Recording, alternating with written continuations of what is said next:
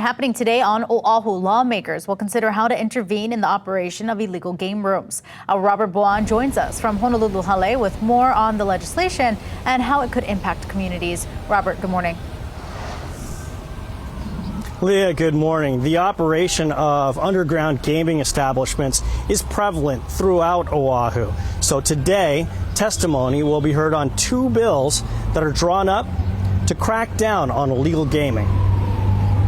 The existence of these illegal gaming sites, it's not new. To that end, neither are some of the efforts of citizens and local government to try and stop them.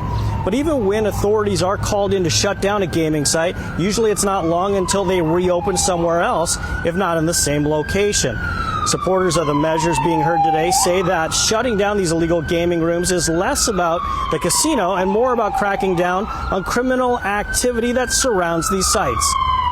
And I think that was the biggest difference for us is when the game room shut down, we did notice that the street was a little quieter. There were less people hanging out outside of the school or outside of the establishments where the game room was held. So there's just less people and less distractions or less fighting or less people arguing.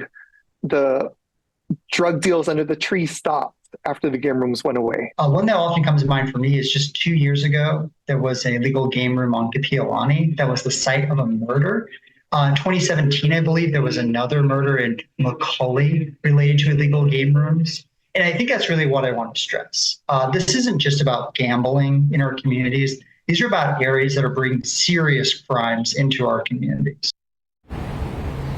Authorities estimate they're tracking about 100 illegal gaming rooms at a time across Oahu. What they'll be looking at specifically today in the testimony and hearing, Bill 57, allowing the Department of Planning and Permitting to impose fines of up to $1,000 a day, up to $150,000 in total. It would also allow the city attorney's office to take legal action on the landlords who allow game rooms on their property.